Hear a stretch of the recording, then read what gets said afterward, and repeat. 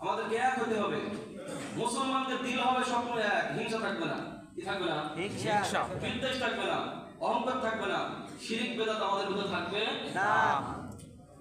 আমাদের প্রভু এক, নবীর উম্মত, জীবন বিধান এক, ওই শিবানী কোরআন। বলেন আমাদের প্রভু এক, নবীর উম্মত, জীবন বিধান এক, ওই শিবানী কোরআন। তবে কেন এখনো হে মুসলমান এক হও, এক হও করি আহ্বান। আমাদের প্রভু এক, নবীর উম্মত, জীবন বিধান এক, ওই শিবানী কোরআন।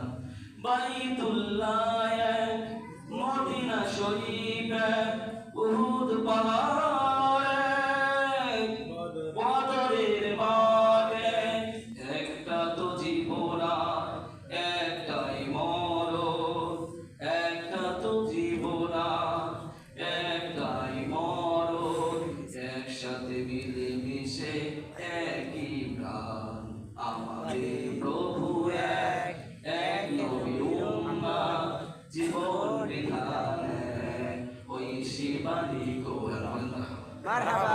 আমরা সবাই এক, আমাদের আল্লাহ রাব্বুল আলামিন এক, আমাদের নবী এক, আমাদের কোরআন এক, জীবন বিধান আমাদের কোরআন সেটাই এক। আমরা এক তো মুসলমান সহ আমরা এক। এরপর কেন আমাদের ভেদাভেদ? আমাদের ভিতরে 100টা দল থাকবে কেন? আমাদের ভিতরে এত দল থাকবে কেন? আমাদের তো একটাই দল হওয়া উচিত ছিল। কি বলেন? বিভিন্ন মত পথ, কেন এত হিংসা, কেন এত বিদ্বেষ? বলেন সব কিছু এক। আল্লাহ যদি এক হয়, রাসূল যদি এক হয়, নবী যদি এক হয়, কোরআন যদি এক হয়, বাইতুল্লাহ যদি এক হয়, তাহলে পরে অবশ্যই আমাদেরকে এক হওয়ার দরকার আছে না নেই? আছে।